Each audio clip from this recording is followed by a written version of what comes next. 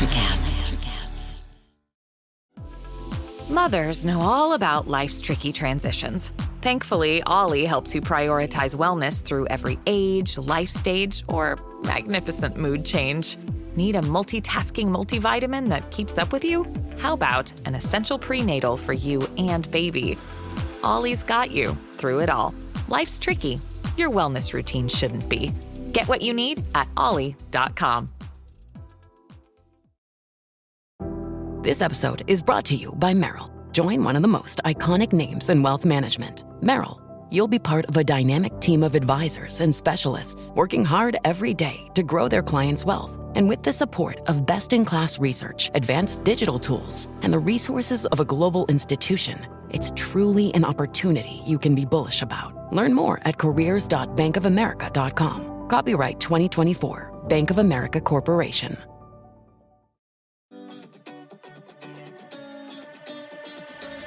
Welcome to Her Extraordinary Life by Design, where we celebrate women who are shaping their lives one extraordinary day at a time. I'm your host, Leslie Gaudet, self-care coach for women who are ready to make self-care a priority to support them in life and business. Every week, I'll be speaking with inspiring women from various walks of life who will share their personal journeys and will discover how they have fearlessly carved their own paths as business owners, passionately pursuing their dreams and creating a meaningful impact on their communities. So let's get started. Hello, and welcome to Her Extraordinary Life by Design podcast. I'm your host, Leslie, and I'm thrilled to be speaking with my next guest. Today, we're talking with Jaci Finneman. Jaci is the host of the No Problem Parenting podcast and parenting advocate for over 30 years, based in the United States, and is making a significant impact in the parenting world. She is a dedicated parenting coach. Her philosophy is centered around the belief that parents have the innate ability to understand their child's unique needs and strengths. And by supporting the parent, we support the child. Through her insightful posts and engaging content, Jaci provides practical tips and strategies to help parents navigate the complex journey of parenting. Her refreshingly honest and supportive approach offers a safe space for parents to learn, grow, and connect. I'm really excited to have Jaci with us today and equally excited that we're going to get to dive into more about what she does. So let's get started. Welcome, Jaci. I am so happy to have you on the show today. Hey, thank you, Leslie. I love everything that you are doing in Her Extraordinary Life by Design. And so I was grateful to have you on my show and happy to be here with you today. Oh, thank you so much. So as tradition of my podcast episodes, I like to have my guests give us a little bit more of a sneak peek into the woman behind the scenes of all that you do. So please tell us a little bit more about Jaci the woman, a tiny peek into your personal side of your story, and then we'll dive into what you do. All right. Well, I'm going to start at 9 years old. I started babysitting, Leslie, at 9 years old. I'm from a family of 5. I'm a middle child. My mom is from a family of 15. My dad is from a family of 9. And so babysitters were needed because I have over 100 first cousins. And I had followed around my mom, had a daycare, and it just was constantly like her shadow and always wanting to help and do things with her. And so by the time I was 9, I was ready to babysit, and I was babysitting kids that were older than me, mostly because their parents didn't want to leave them alone in the house, right? They knew if at least that my eyes and ears were in there, the kids wouldn't try to maybe get away with as much. Anyway, fast forward, my heart and passion has always been in helping kids and parents. I was always more of a tomboy, I would say, than anything. And so I loved anything with dirt and mud. And now I get to help clean up the messes and the dirt and the mud in families' relationships. But yeah, so from a little girl, I just always wanted to help people. 92, I was in college and I was expecting to pursue a degree in special education. And that quickly changed when I was working with an agency that supported kids like after school care, kids with different abilities. And there was this girl who had reactive attachment disorder, and she needed a lot of extra help, a lot of extra care. She was kind of kicked out of schools and residential facilities and all the things. And so they asked if I would come help that girl and that family. And I was like, no way. I don't even know what attachment disorder is. I don't know what mental health is. I wouldn't be the person to help. But after the 4th time, I decided to entertain the idea And I did start working with them. And we'll get into that with why I even got into my career. But I've just literally always been, loved kids. And I learned from a young age that the more I could support the parents, the more I'd be able to help the kids. So, Yeah. Yeah, I love that. Oh my gosh, 100 plus cousins. yeah. So I can only imagine. yeah, 78 on my mom's side, and I'm number 66 of those 78. And then there's just around 30-ish on my dad's. So, yeah. I can imagine those family reunions. We do. On my mom's Amazing. side, we get together every year. My mom's been gone 20 years now, but we do the 15 in her family.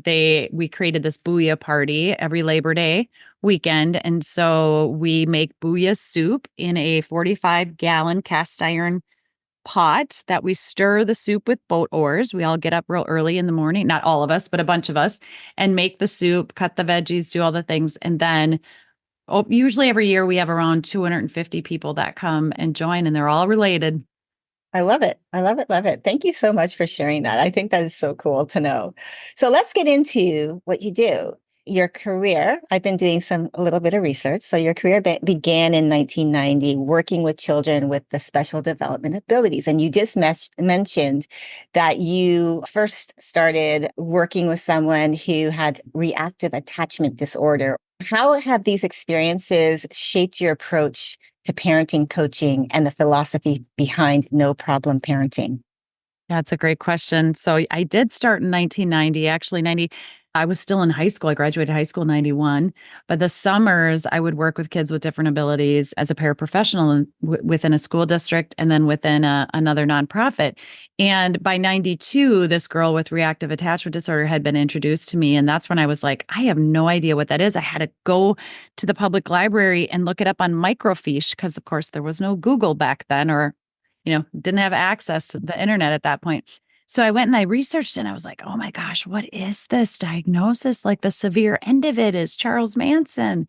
He was in 25 foster care homes by the age of 10. It's no wonder why he had no conscience and couldn't trust people. So I was just fascinated by this. Plus seeing this little 10-year-old girl that was referred to me at the time, she was just beautiful. She seemed like any other little 10-year-old girl. But behind closed doors, she would rage for up to 2.5 hours, 3 hours at a time. And even though her parents were good parents, her dad, and who got custody of her at a year of her life, and her stepmom, they were raising the other kids just fine. But this girl had been abused and neglected that first year of life when she wasn't with dad. And that set the stage for her to reject adults and not trust and feel safe with adults. So it was this whole fascinating thing that I was just really intrigued by. And I ended up working with that family and still working with the school district and going to college. But eventually that family became my full-time job. And I worked with her for over 40 hours a week on a regular basis. And then just learned all I could about reactive attachment disorder and how to support her and get her the treatment and the help she needed, but also how to support the parents who just felt like nothing was working and were misinterpreted by people as angry or disgruntled or defensive or mean parents. But they had, in essence, been rejected by her time and time again for years. She was 10 at this time. And so they just were feeling really defeated and nobody really understood or knew how to help them. So I dove all into that. And then when we did finally get her the appropriate treatment, we found a place in another state that had the right therapy, that had a therapeutic foster home that she could stay with while her parents learned how to parent her and she got the therapeutic support that she needed. Then I was out of a job because I had left my other jobs to work full time with her. And one of the in-home family therapists that they had, she said, well, Jackie, why don't you come work for us at our agency? I said, because I never finished my degree. And she said, well, how many hours of experience do you have? And I thought, who counts their hours of experience? I have no idea. I mean, I'm a few years in at this point. Lo and behold, we looked back. I had over 6,000 hours of experience working with this family and the other families that I had worked with in EBD and special ed. And so I was able to get the job. I worked for a year with that company, got my mental health practitioner certification, And the rest is kind of history. Stayed there for 20 years, doing in-home family counseling, specifically with kids who had mental health diagnoses, worked a lot of child protection, did supervised visits. And then about 10 years into that, developed some programs for that we could provide mental health services for early childhood Head Start programs and in schools, and then became a coordinator for over 80 therapists and counselors in our agency in a 32 county radius in Minnesota. That's where I'm from. And so I did that for another 10 years. And finally, I started to get really burned out. I felt like we were only able to provide services to kids who had mental health diagnoses, or we were diagnosing them just to get funding to provide services. And then when the system changed and shifted, and I could no longer see a parent without the child present because the child was the client, that meant the child had to be in my sessions when I was coaching the parents or listening to them vent or helping them shift their mindset. And that just did not sit well with me. And the fact that I was driving 5,000 miles a month. My son was 8 at the time. I was never home. I'm like, wait a minute, I'm helping all these other parents, and my son is getting the shaft.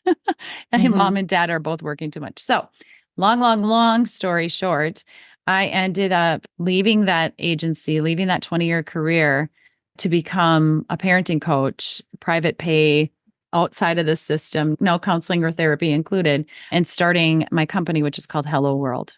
So I did that in 2013. Yeah. Well, before we get to that, I just actually wanted to just kind of go back a little bit to what you were talking about with the reactive attachment disorder and the other mental health challenges that you were finding as you were working with these families. You've been working over 6,000 hours. You've been putting in that time, and you started working with another company who found that you did have the qualifications based on your already your experience in a place that you didn't even feel that you had anything to bring to the table. So just was wondering if you have any insights that you can share around challenges that the children and their parents faced as they were trying to figure out these mental health challenges that they were faced with, and how your coaching at that time, before you started out on your own, provided that support and the solutions. What were some of the things that you found were really, I guess, beneficial to help them navigate that world? So what I learned about the reactive attachment disorder specifically that is different than neurotypical kids or even kids that have anxiety or ADHD or other diagnoses. Specifically, the difference is that there's a break in attachment in the first 3 years of life, most importantly, that first year of life and in utero. So I teach about the first year of life cycle. So when babies have a need, what do? They cry. And if a parent doesn't get to them right away, they rage, right? You can see their fists ball up and they arch their back and they're like, they think they're going to die, right? They're like desperate to come help me, feed me, change me, clothe me, rock me, pick me up, give me eye contact, all those things. They're just desperate and they can't talk. So they cry or they rage. And so the parent does, they come and they pick the baby up and they gratify the baby. They look into their eyes and they say, shh, it's going to be okay. They bounce them, movement, right? They nurture them, they rock them, and they give them milk, food, right? They give them milk. And inside that milk is lactose. And what is lactose? Lactose is the sugar. What does the sugar do? It makes you feel full, settles, down into your tummy, and it makes you feel full and soothed. And so all these gratification things, the baby looks at the parent and says, "Ah, I see. You're responsible for the good feeling I'm having." I get goosebumps every time I say that, by the way, Leslie. And I paint this picture. And so in the fourth step of that first year of life cycle is trust. So the baby has a need, and then the baby cries to let us know they have a need. And then the parent comes and gratifies them. And through that gratification, the baby learns to trust the adult and says, "Hey, you're responsible for that good feeling I'm having. You're safe. I can trust you." But what happens for these reactive attachment disorder kids is a break between the crying and the gratification really early on. And actually, this can happen even in utero, and that's another topic for another day. But if there's a break from when the primary caregiver comes to meet the baby's need or doesn't come at all, or maybe mom has postpartum depression, and so she is going through all the motions of feeding and all the things, but she's just emotionally not there, right? And internalizing and filling that baby up with that, that really soothing and comforting eye contact. Whatever there is, and there's PS, no shame in any of this for the mom or the primary caregiver, no guilt. But when there's a break in there, the baby learns adults aren't safe. So this happens a lot when we're adopting babies from orphanages. You can have a good orphanage that's just not, they're understaffed. And the baby's not, they're getting the basic needs, but that's it. Or maybe it's a death of a parent. Maybe there was abuse or neglect. Maybe the baby was born premature. And so they spent many of their first months in the NICU, in the hospital, and were inflicted with needles and IVs and things that cause pain, and they associated the adults with the pain. These are all keys to why it is different when it comes to parenting these kids, because they don't respond with, just love. Love is not enough for these kids. They feel like they've had to go inward and take care of themselves emotionally, and that other people or adults are just there to get what they want, right? To get them things like food, all the things, but they don't form that reciprocal trusting relationship. And so we have to parent a lot different. So what happened with these parents in particular is that they discovered that parent coaches and therapists and school teachers and pediatricians were all telling the parents, we'll try this, that, and the other. All of those traditional approaches were based on the foundation of love and trust, assuming that's already in place. Because we think if the more love we give somebody, the more they're going to settle and soothe and realize they can trust us. But it's actually the opposite with a child who had a break in attachment in that first 3 years, especially that first year. Does that make sense? Yeah. Oh, wow. Fascinating, but also so tragic to hear that there's young people having that disconnect and not being able to trust. And I'm sure for another conversation, I definitely want to probably have you back on and we can talk about it further. But really, like, how do they go from perhaps even adulthood if they haven't dealt with it?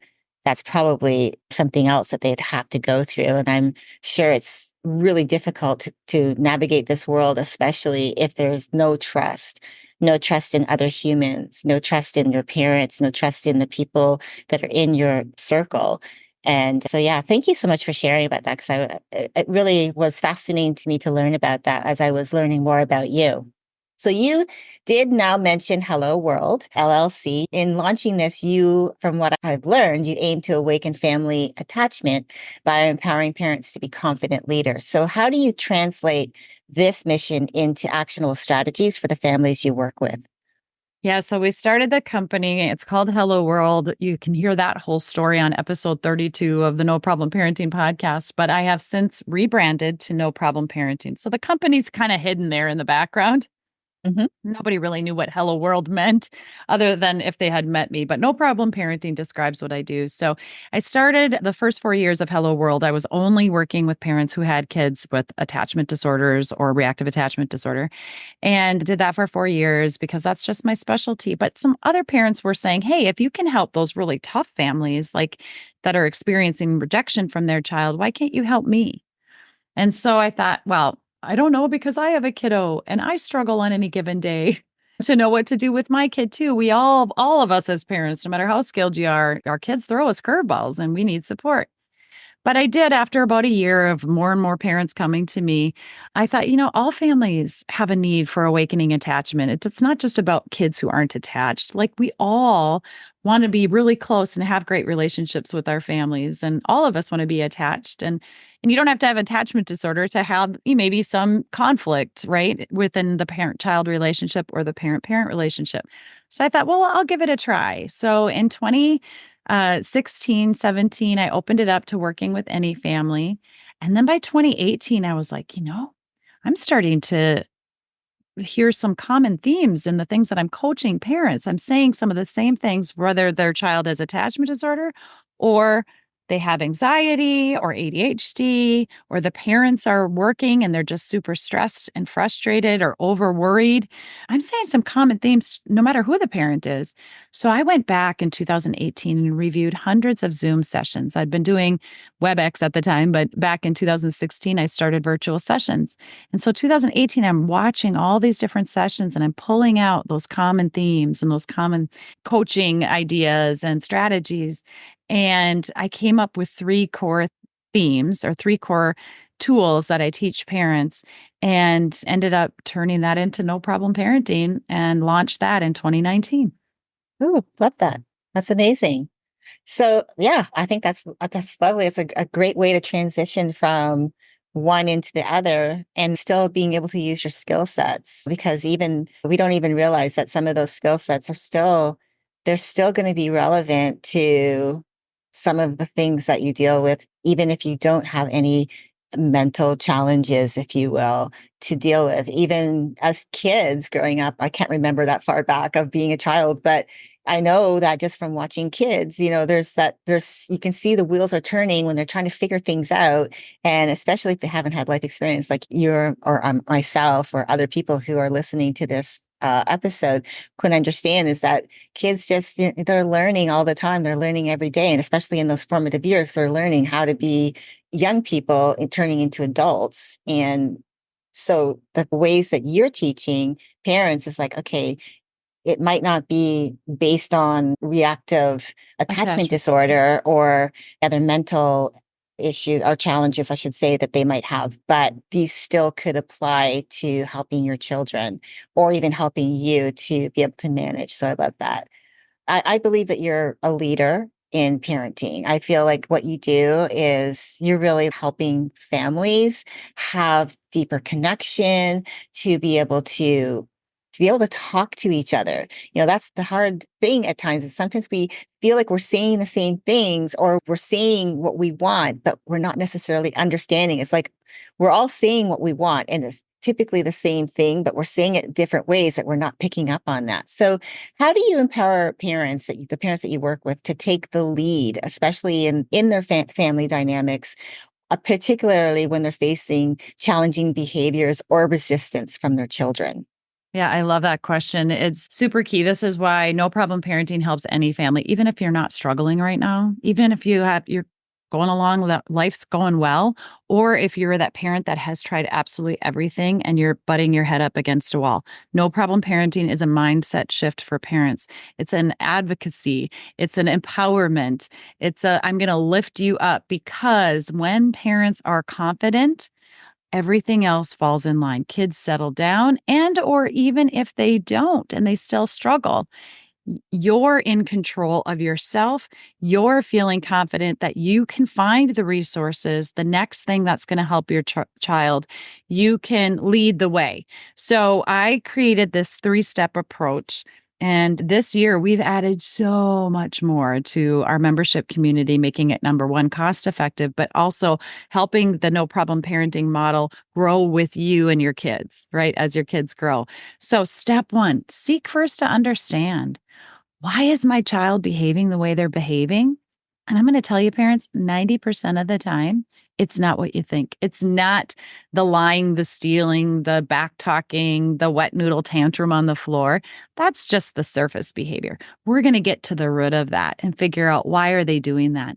And then also, why am I, the parent, responding or more often reacting the way that I am to that particular behavior?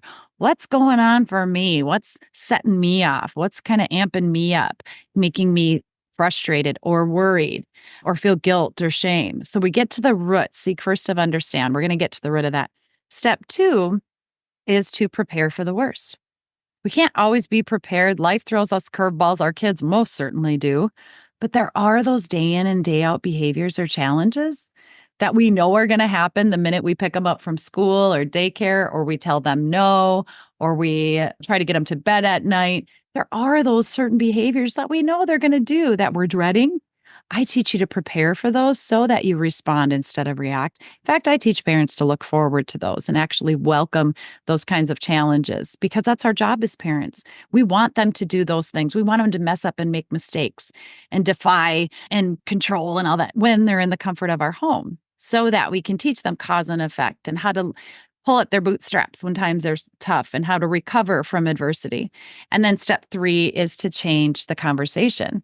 So I believe we're giving our kids way too much unconditional praise, so much so that they don't believe it themselves. We're trying to convince our kids they're good because we're, at the root of all of this is we love our kids and we want them to do well and we want life to go well for them. And we just don't want them to have to struggle, but we're actually robbing our kids of opportunities when we don't allow them to struggle, make mistakes, and then learn how to pick themselves up and recover from those and empower them to do that. So I believe we're giving our kids too much unconditional praise and trying to convince them. Instead, I teach about conditional praise first, which is factual. Factual praise. The kiddo says, I don't have any friends. Nobody ever invites me over and nobody wants to play with me. You can say, well, the other day when Joe fell down and skunned his knee, you ran over there to make sure he was okay. That's what a good friend does. I think you're a good friend. See how I poured on the conditional first, gave him something tangible he could hang on to. Now, does that mean that all of a sudden he's going to be like, oh, yeah, I have all these friends? No, but he might need to learn how to make friends or how to get friends instead of us saying, oh, honey, of course you have friends. Everybody likes you. This person, that person, and justifying why they didn't get invited to a birthday party. Or worse yet, trying to call the parents to say, hey, how come you didn't invite my kid? Going down that rabbit hole. Instead, let's teach the kiddo how to make those friends, but give them something tangible that they can believe in from the inside out before we just try to smooth everything over for them. And then the other piece of change the conversation is to lead with empathy, not sympathy. We don't need to be feeling sorry for our kids. Yes, there are those times we need to be sympathetic and bring them in and love on them, but there are a majority of the times where we need to be leading with empathy and understanding that they are struggling and they're going through some hardship, but that it's okay. They're going to make it through. And we're going to help show them how they can do that, give them some ideas, or just give them the confidence to handle it and problem solve themselves.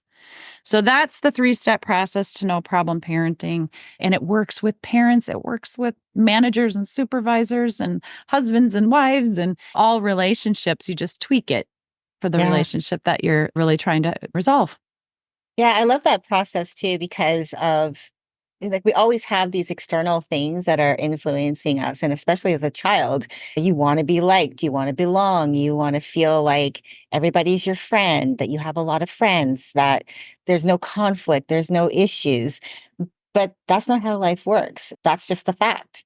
And being able to help your children realize that they have so much going for them by them seeing who they are and actually being able to say, oh, yeah, and when you point out, like, this is what you did, that's a good friend. You're showing them their actions and they can influence the kids around them as well by just their actions. And again, true happiness comes from the actions, obviously, that we're taking to make ourselves happy, to make us feel good about ourselves. It's not about the external. It's about what we do, because that's all we have control over. We only control what we think, and we can only control how we respond to things. So I really love that. And also for the parents too, it's showing them like you don't have like this thing that you tell your kids to make them feel good, because again, when they get older, you don't want to set them up for disappointment down the road where they're believing a false narrative that I know as a parent, you're not trying to create that for them. But if you can just be, like you were saying, being real and showing them, as you were saying, factual evidence. Here's the evidence to support why you do with you doing these types of things. This is the type of person this shows that you are. I think that's a really good way to help to build their confidence and helping them go out. And like you were saying, maybe it's just like building that confidence for them to learn like, oh, this is what a real friend does. So how do I go out and make friends? Well, by my actions. And what can my actions, what kind of actions can I take to make those friends? So I love that. I think that's incredible. I love what the no problem parenting you've told me is a 3-step mindset shift. And I love that. Seek first, understand, prepare for the worst, and change the conversation. I think those are incredible. And just like not basic, but simple steps that you can take, even for parents to help them to teach their children to become confident leaders themselves, right? As they get older. Absolutely. Yep, absolutely. Yeah. So let's focus. I have a couple more questions for you. You have the No Problem Parenting podcast, which it was a pleasure for me to be a part of. You've created this platform to reach parents and a broader audience. So what goals do you have now for your podcast, and how do you choose topics that align with your mission to support and empower parents? We have such a wide variety of topics on the podcast, and we're looking to fine tune those as much as we can but we don't do seasons. We take them as they come in. And then on the website, we have daily themed topics. So on Monday, we have mindset and motivation Mondays, tech and teaching Tuesdays, wellness Wednesdays, therapeutic Thursdays, financial fitness Fridays, social Saturdays, and self-care Sundays. So anybody that comes into our show, we plug them in after their episode airs. You can easily find, if you're looking for, how to get my kid off the screen, you're going to want to go into Tech and Teaching Tuesday, and you'll see all of the different episodes that are related to teaching about technology. Maybe you need a boost as a parent. You're like, I need some good, solid self-care. My life is in shambles. It's falling apart. You're going to go to Self-Care Sundays, and you're going to find Leslie on there and her extraordinary life by design and what she offers to moms that need that. Just, I feel like I need to start from scratch. Like, I feel like my life is not in my control. Like, how do I redesign my life? Leslie's over there in Self-Care Sundays. But yeah, all topics, ages, infant to the 25-year-old that's still at home and living on your couch. And then personal topics for the parent, things that you can do for yourself to inspire and uplift and support you and your spouse, or you as a single parent, or you as a divorced parent. We honestly we do not have just that one niche. It is a resource community for all parents. And if we don't have it, make a suggestion, we'll get it. Yeah. No, I love that. Yeah. If we don't have something that you really need or you could use. And really the mission has grown, Leslie, from, again, serving just those families who were struggling with kids with attachment issues to now serving any parent. And the key is that all of our resources must be accessible to any parent English speaking parent throughout the globe, that they have access right from their home. So all of the resources that you'll find at No Problem Parenting are online or virtual. They may have in-person options as well, but I wanted to make sure, it was very important to me to make sure that parents, shopping local is great. I shop local for a lot of things. And in some local communities, and I found this when I was an in-home mental health practitioner driving to a lot of rural areas, not every local community can have every option. And so for a parent who's maybe had a child struggling with, that was diagnosed with anxiety, but the only therapists in town specialized in oppositional defiant disorder and depression, or ADHD, that parent would have to take that therapist because that's all they had. This way, coming through No Problem Parenting, they can look and say, hey, who specializes in anxiety? Who specializes in sensory issues? Who specializes in raising a child with ADHD? We're kind of a one-stop shop. So learn our mindset, learn our No Problem Parenting model, which is going to help you be empowered and confident in your parenting. And then we're going to help you, if you need more than that, find the exact resource that is going to best fit your family and your child's needs. Yeah. Oh, I love that. Thank you so much. I really love what you do. And I think it's incredible that you have these resources in so many different areas of life, and that you're on every day, which I think is an incredible feat. So, I should make a correction there. We did in January, we did do 31 episodes, but then we discovered that the membership community needed a facelift. Mm-hmm. We were providing all these resources, 31 episodes in January of 2024 we did. And it was like, oh, wait a minute, though. I don't want those episodes to get lost. So we then shifted, and in our membership community, we are now adding all of the resources. So I think we had 17 episodes in February, but maybe only 9 in March. So we're boosting that back up. The goal is to have daily episodes, but we needed a place for those episodes not to get lost. And so we've added the membership community. It's a subscription based. You can join for a month, or you can continue throughout the whole year and all the years as your children grow. And so, yeah, we've made a lot of updates, and that was the goal for 2024, is to really create a place where kind of a one-stop shop for parents to come and have access to a wealth of resources free. And then if they wanted to or chose to, they could, from the podcast that's free, they can join the community for a really low cost. So yeah, I love that. And I think that's great. You're providing a resource, so many different areas for, especially as a parent, trying to figure things out. And when you're in the midst of stuff, you're like, oh, I don't even know how to think. I don't know where to go. And so having a community like yours, a membership like yours, not only access to the No Problem Parenting podcast, where you have incredible guests on to share about what they're doing and how they can pour into your community, but also having that resource where they can have that membership. They can go and find exactly what they're looking for to help them with whatever specific need that they have. So I really appreciate that. So before we go, I want to talk about the future. What are your aspirations for the impact you want to continue making in the parenting world? Are there any new areas or challenges that you plan to address in your upcoming content or initiatives? Yeah, the goal is going to be to add more parenting coaches for those who want that one-on-one coaching, but also a place for professionals and providers to have support as they are helping the parents in their programs or the children in their programs. The more, in my belief, it was always the more I can help the parents, the more kids I can help, right? And now we're evolving to the more providers we can help, the more parents we can help, the more kids we can help. So I think in the coming year, that's the next big shift, is to, again, get that No Problem Parenting mission and vision and mindset and resource community out to the world. And I would love to have 1 million people in our community by the end of 2025. Wow, great goal to be working towards. And I'm sure you're going to make that. Thank you again so much for joining me today. And you've got such a wealth of knowledge and experience, especially in your parenting journey. So thank you so much for that. I love your dedication to helping the parents and the children, especially those that are affected by some of the challenges that, some of us might even take for granted, that maybe our child is only having a tantrum, but someone really has a mental challenge they've had to really try to overcome, not only as a parent, but being a child. So I really appreciate what you're doing.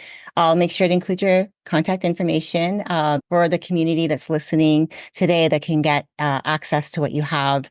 It'll be in the show notes if anyone's interested to learn more about your services. And again, I know what we've talked about today is really inspirational, and I'm sure parents listening today, they're going to embrace their roles with more confidence and understanding. So thank you so much for spending time with me today, Jaci. It's been a pleasure.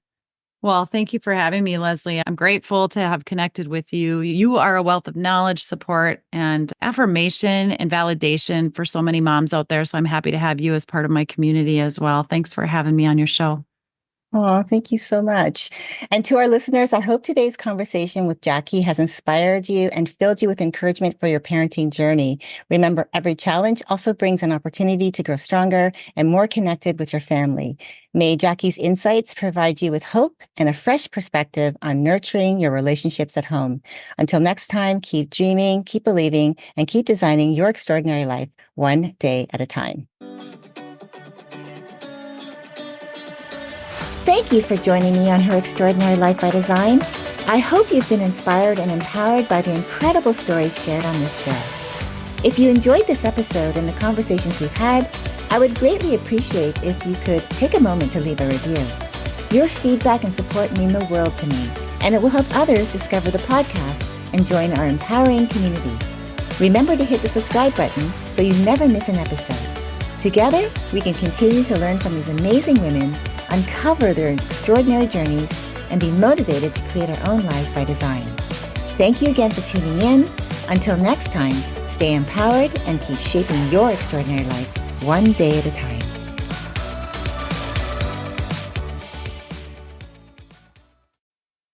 Dreaming of the perfect event or longing for a clutter-free space? I'm Stephanie with I'm with Steph, where your vision becomes a reality.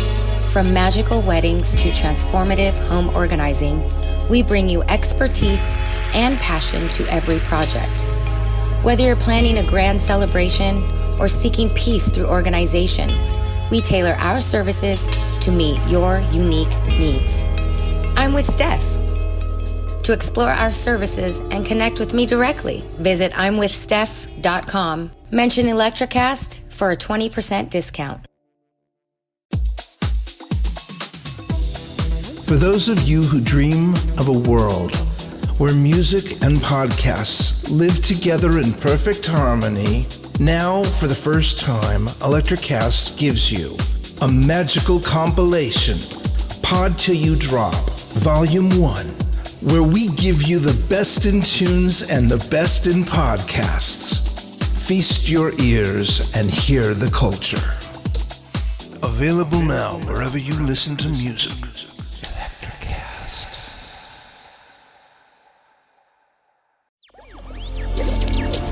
Electricast.